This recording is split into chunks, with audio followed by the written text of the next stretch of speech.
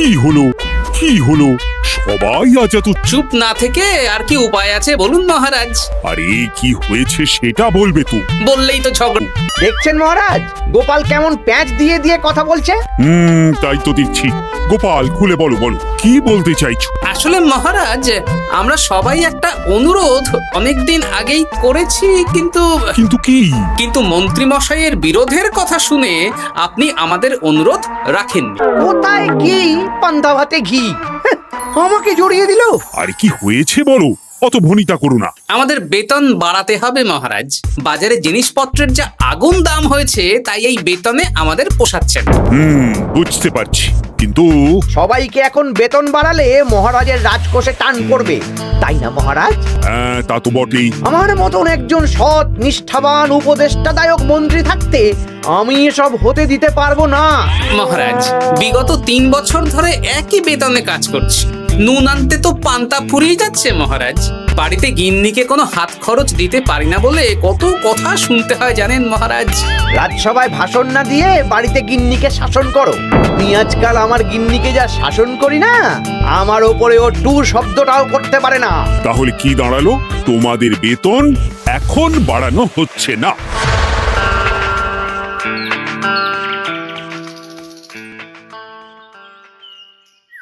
আবার ঘুরে ফিরে আমরা সেই এক জায়গায় পৌঁছে গেলাম। মন্ত্রী মশাই মহারাজকে বললেন, আর মহারাজ আমাদের প্রস্তাব নাকচ করে দিলেন। এভাবে হবে না, অন্য রাস্তা ভাবতে হবে, অন্যভাবে চিন্তা করতে হবে। ঠিক বলেছ গোপাল, মন্ত্রী মশাইকে এমন ভাবে নাকে দড়ি দিয়ে ঘোরাতে হবে যাতে উনি নিজেই বেতন বাড়ানোর প্রস্তাবটা মহারাজের সামনে পেশ করেন। হ্যাঁ, সুযোগ তো আসবেই। দেখি কি করা যায়।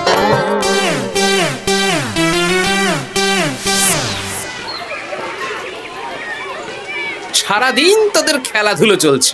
আরে পড়াশোনা ভুলে গেছিস নাকি? হ্যাঁ, বেশি পড়াশোনা করে কি হবে দাদু? বুদ্ধিমান হবি, পরে ভালো চাকরি করবি, ব্যবসা করবি, আনন্দে খুশিতে দিন কাটাবি, খুশিতে দিন কাটাবি। এখন তো আমরা আনন্দ। শোন, আমার একটা কাজ করে দিতে পারবি? কি কাজ বলো দাদু? তোরা ফাঁকতালে মন্ত্রী মশাইয়ের উপরে নজর রাখবি। উনি ওনার গিন্নির উপর কিভাবে শাসন করেন সেটা এসে আমাকে জানাবে। আচ্ছা দাদু।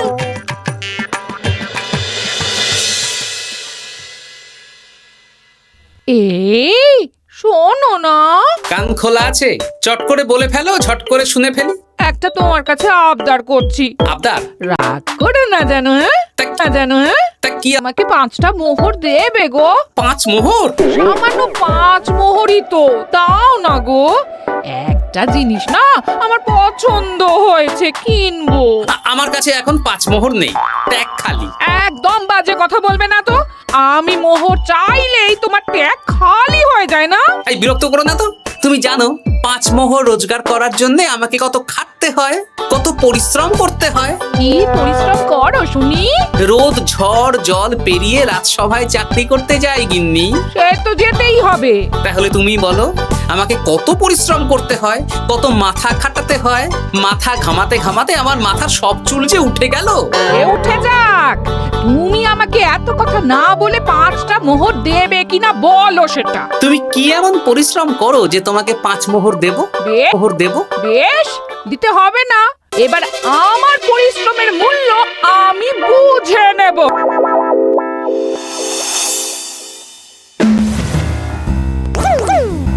এই শোনো না, আজকে বেলার দিকে বাজারে গেছিলাম। আমার না একটু জামদানি শাড়ি খুব খুব পছন্দ হয়েছে। আমাকে ওটা কিনে দাও না গো। মাসের শেষে আমার আমদানি তো আর বাড়েনি যে তোমাকে জামদানি কিনে দেব। যেগুলো আছে সেগুলো পড়ো, সেগুলো পড়ো। এরকম করে বলছো কেন? আর কি রকম করে বলবো? সব সময় তোমার বায়না আমার সয় না। ফের যদি বায়না করতে দেখেছি তো তোমাকে বাপের বাড়ি। এই, তুমি আমাকে কি কথা বললে? তুমি আমার সাথে এরকম ব্যবহার করছো? হ্যাঁ, করছি, করতে বাধ্য হচ্ছি।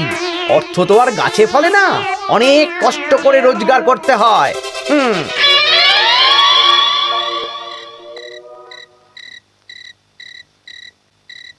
কি সুন্দর গন্ধ।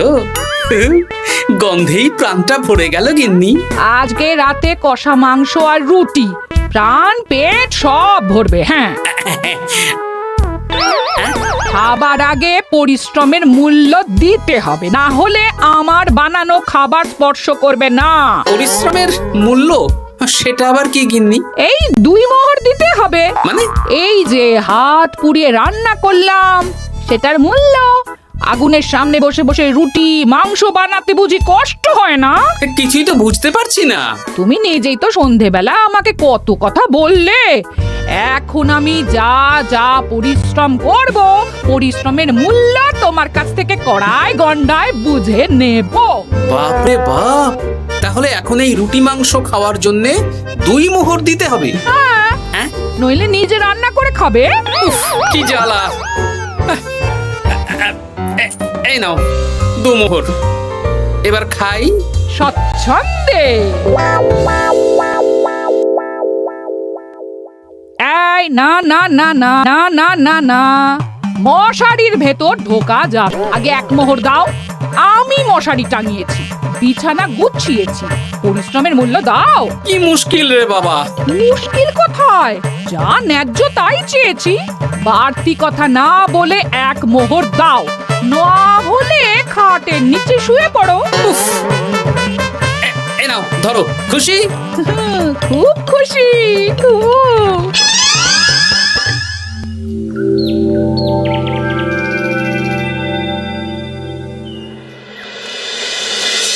ফতুয়াটা কোথায় গেল? ফতুয়া।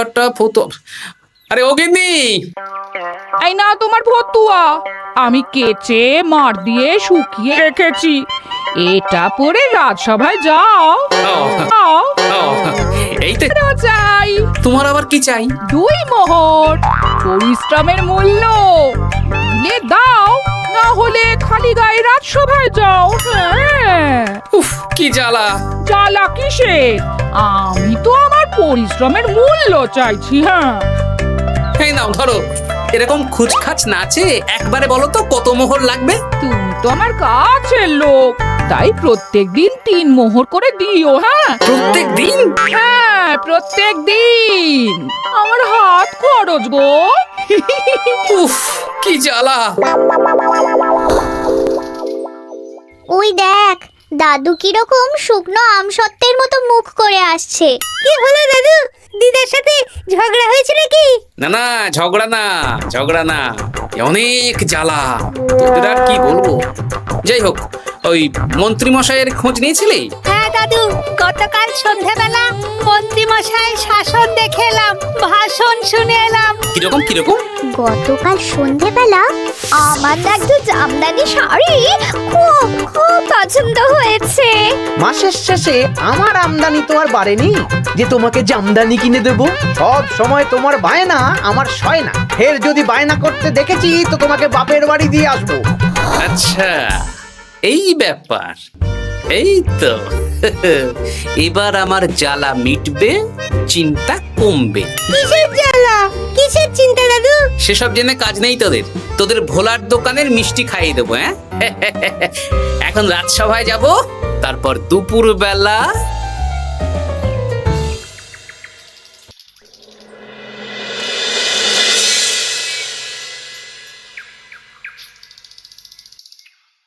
কেমন আছেন মা ঠাকুরুন? কেমন শব্দ থেকে মা বাদ দিয়ে জিজ্ঞেস করো। মা বাদ দেব মানে? জিজ্ঞেস করো কেন আছি। কি হয়েছে আপনার? তোমাদের মন্ত্রী মশাই আজকাল কেমন খেটে হয়ে গেছেন। কিছু আবদার করলেই চিৎকার চেঁচামেচি করেন, আর একটাই ভয় দেখান, বাপের বাড়ি দিয়ে আসবো। আজকেই সমস্যার সমাধান হবে। সামনের মনোহারি দোকান থেকে একটা কাগজ কলম নিতে হবে, তারপর আসল কাজটা করতে হবে। তোমার সাথে কথা বলতে গিয়ে কত দেরি হয়ে গেল। ধুর, এখনো রান্না হয়নি। এই কে রে? আমি বৃক্ষ বাবা, কাগজটা খুলে পড়ো। বাবা, আমি জানি তোর খুব কষ্ট, তোর স্বামী তোকে দিন রাত উঠতে বসতে শাসন করে আর হুমকি দেয় তোকে বাপের বাড়ি দিয়ে আসবে। এই কষ্টের থেকে মুক্তির একটাই উপায়, আজ থেকে তুই শুধু নিজের জন্য রান্না করবি, বাড়ির কোনো কাজ করবি না। আর তোর কর্তাকে বলবি বাড়ির কাজ করাতে হলে প্রত্যেক দিন 10 মোহর করে হাত খরচ দিতে হবে। পরিশ্রমের মূল্য 10 মোহর, এর মধ্যে 7 মোহর তুই নিজের কাছে রাখবি, আর এই সৎ উপদেশ দেওয়ার জন্য 3 মোহর রোজ সন্ধ্যাবেলা এই বট গাছের নিচে আমার প্রণামী হিসেবে রেখে যাবি। ইতি তোর শুভাকাঙ্ক্ষী বৃক্ষ বাবা। বাহ, বেশ ভালো বুদ্ধি তো। আপনি একবার দেখা দিন না বৃক্ষ বাবা। বাবা,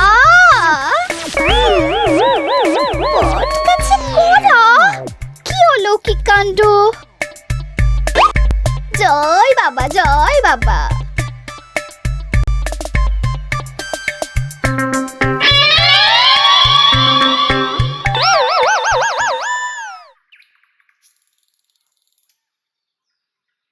আরে গিন্নি, তুমি একা একা খেতে বসে পড়েছো? হ্যাঁ, খিদে পেয়েছিল তাই খেতে বসে পড়লাম। আরে আমাকে ভাত বেড়ে দেবে তো নাকি? তোমার খাবার তুমি রান্না করে দাও, আমি নিজের মতন রান্না করেছি, নিজে খাচ্ছি। এই ছেড়েছে, আমি রান্না করতে পারি নাকি? রান্না করতে পরিশ্রম লাগে, তাই আগে পরিশ্রমের মূল্য দাও। প্রত্যেক দিন 10 মোহর, তারপর রান্না করব, ঘরের কাজ করব। এই তো মহা মুশকিল। কোনো মুশকিলের ব্যাপার না। না, দেখি বাইরে ভোজনালয়ে কিছু খাবার পাওয়া যায় কিনা। দেখো এত বেলায় খাবার পাও কিনা। তাছাড়া বাইরে তেল ঝাল খাবার খেয়ে শরীর খারাপ করলে আমাকেই তো দেখতে হবে। তখন কিন্তু আমার পরিশ্রমের মূল্য 15 মোহর প্রতিদিন হয়ে যাবে। কি জ্বালা! কোনো জ্বালার ব্যাপার নেই, আমি খেয়ে উঠে চট করে রান্না করে দিচ্ছি। তুমি 10 মোহর প্রস্তুত রেখো। আচ্ছা, সন্ধ্যাবেলা দেবো।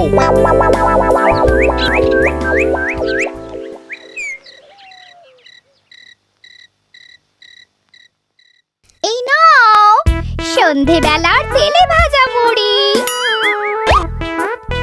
এই নাও আজকের হাত খরচ 10 মোহর।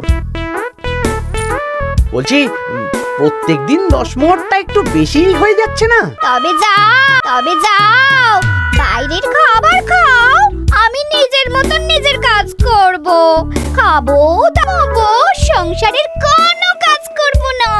কি জ্বালা!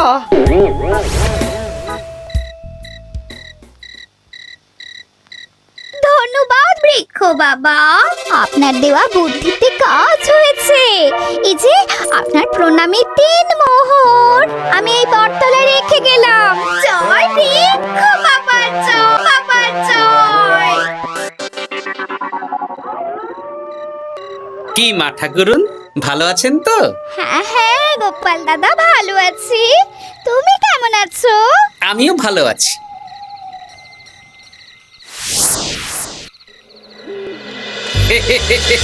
এই তো ওষুধে তার মানে কাজ হয়েছে, 3 মোহর পেয়ে গেলাম। এই নাও গিন্নি, 3 মোহর তোমার আজকের পরিশ্রমের মূল্য। তুমি এত ভালো হয়ে গেলে কবে থেকে গো? আমার আবদার শুনছো যে? তুমি আমার 7টা না 5টা না, একটা মাত্র বউ, আবদার তো শুনতেই হবে। হ্যাঁ,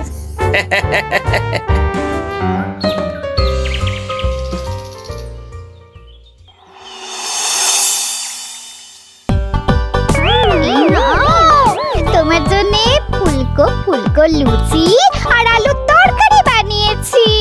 রাজসভা থেকে ফেরার সময় বাজার থেকে পাকা কাতলা নিয়ে এসো।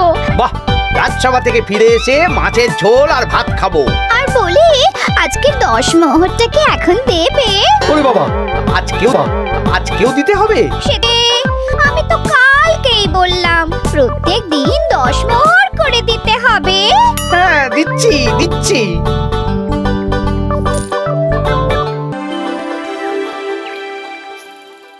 মন্ত্রীমশাই কেমন আছেন?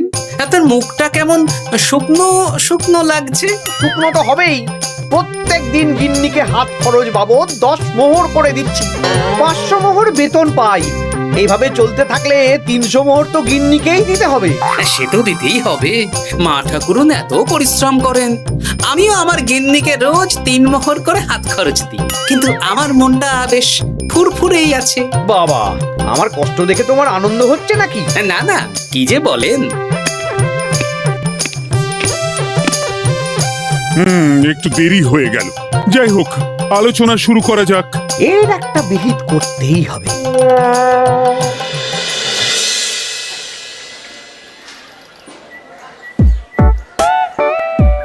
বলি, কাতলা মাছ কত করে দিচ্ছিস রে? পাকা কাতলা আছে 104 মোহর। ওরে বাবা, আপনি তো 5 মোহর দিয়েও আগের মাসে 100 মাছ কিনেছেন, এখন তো দাম কমেছে, তাও ওরে বাবা করছেন। ও না না, কিছু না। দে দে, 100 কাতলা দে। বাঁচতে গেলে খেতে তো হবেই। আমাদের হঠাৎ ডেকে পাঠালেন মন্ত্রীমশাই? হ্যাঁ, আসলে একটা বিপদের মধ্যে পড়েছি। আহা, কি বিপদ সেটা তো বলুন। আপনি আমাদের মোহর দেবেন আর আমরা আপনাকে বিপদের হাত থেকে উদ্ধার করে দেব। আরে মোহরই তো আর হাতে থাকছে না। কেন, আপনি এত বেতন পান, সব খরচ হয়ে যাচ্ছে নাকি? ধুর, এতদিন আমি গিন্নির ওপর শাসন চালাতাম, আর এখন প্রত্যেক দিন 10 মোহর করে না দিলে রান্না করবে না, বাড়ির কাজ করবে না। এ বাবা রে, প্রত্যেকদিন 10 মোহর মানে তো মাসে 300 মোহর। আমি 500 মোহর বেতন পাই, তার মধ্যে 300 মোহর গিন্নিকে দিয়ে দিই।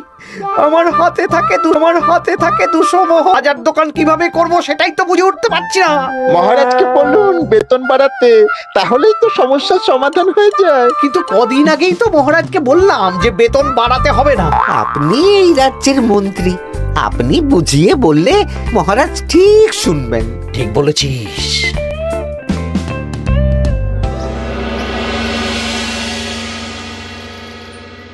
বুঝলে সবাই, আজ আমি মহারাজের কাছে আমাদের সবার বেতন বাড়ানোর প্রসঙ্গ তুলব। কেন?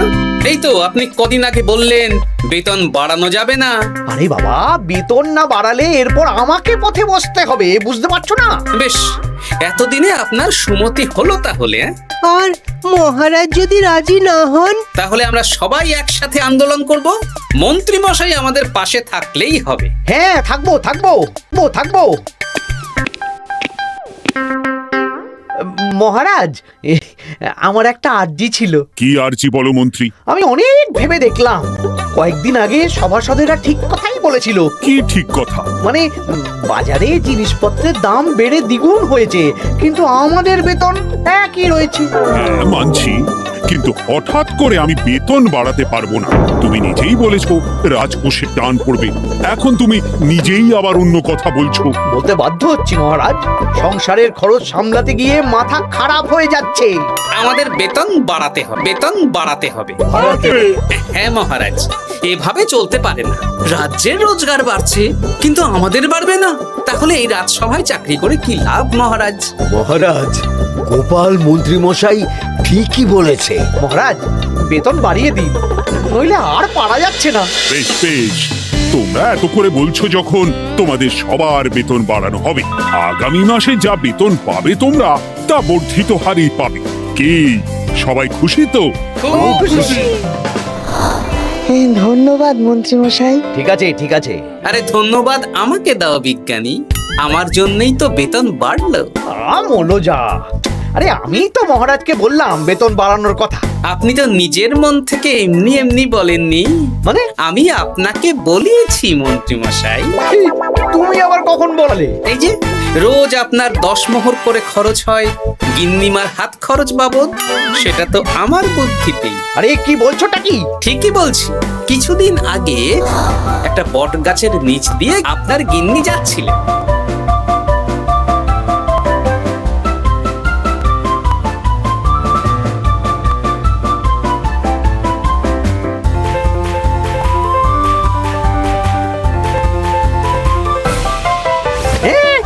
সব তোমার বুদ্ধিতে? হ্যাঁ, শুধু তাই নয়, গিন্নিমা রোজ রাতে বটতলায় 3 মোহর করে বৃক্ষ বাবার জন্য ওরফে আমার জন্য রেখে যাবে। আর আমি সেটা দিয়েই এতদিন আমার গিন্নিকে হাত খরচ দিচ্ছিলাম। হ্যাঁ নয় হ্যাঁ, কিন্তু আর লাগবে না, এবার তো বেতন বেড়ে গেল, আর কোনো সমস্যা হবে না। গিন্নিমাকে ব্যাপারটা বুঝিয়ে বলে দেবেন, কেমন? মানে গোপাল আপনার কাছ থেকে সোজা আঙুলে ঘি বের করতে পারেনি, তাই আঙুল বাঁকা করেছে, আর আপনি অমনি ছেঁকা খেয়েছেন। হ্যাঁ? ওরে বাবারে!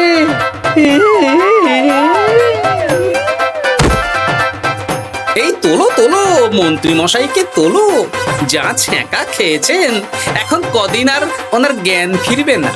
ওই তো চিকিৎসা শুরু করো। রাজা জ্ঞানের রাজা রসিক রাজা